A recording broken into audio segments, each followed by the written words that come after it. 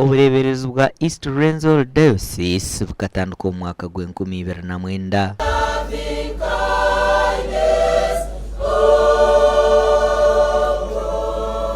Total commitment to the ministry to which God has called me. By His grace, I am determined to start well, run faithfully, and finish well.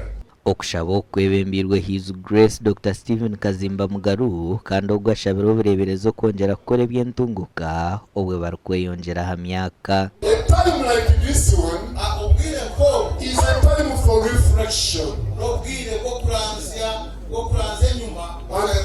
And then you say, God, this has not been our own making. It has been you God. Turukweza sente mutuzire muno kandi manya gwakora ruhanga nawe yabona agira nabikora ecyakwe na ndukira kwendera ubururu burije kubanitira kavuyo. Aha nshonga z'eby'obutegetsi His Grace yahanangiriza abicarizo butebaganisa muhabwe bigombe bitari kushana ubwo ari kugira ngo buri muntu ayine omugasho.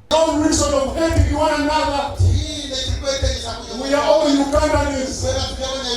We are all children of one God. We should respect one another and honor everybody's opinion.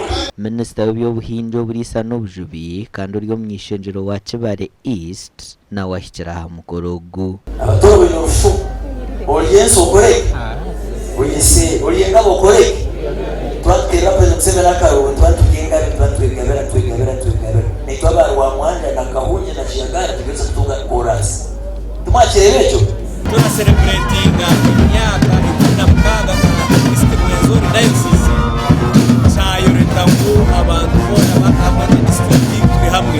Abebembezi b'amadini, abakozi ba gavumenti, ab'eby'obutegetsi kurwa mu burengero rw'izoba n'oburwizoba abashyira aha mukoro gubasimire Archbishop abo kwinegeza enjiri y'ebyentunguka.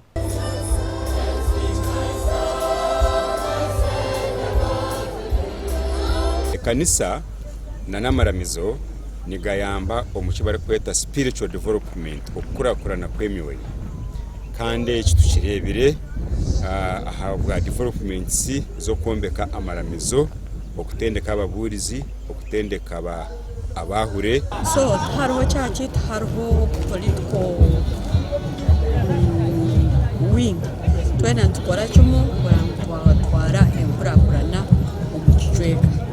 So ninyenda kusima His Grace abo kwikiriza akaiza akofficiatinga omukoro gwitu. Archbishop Hona shabara bicirizo kufayo munongo kwinegeza entunguka y'amashomero okombeka cathedral hamwe no kwerinda entaro z'ebyobwebembezi. Amakoraga gashakwa Anthony Atwine.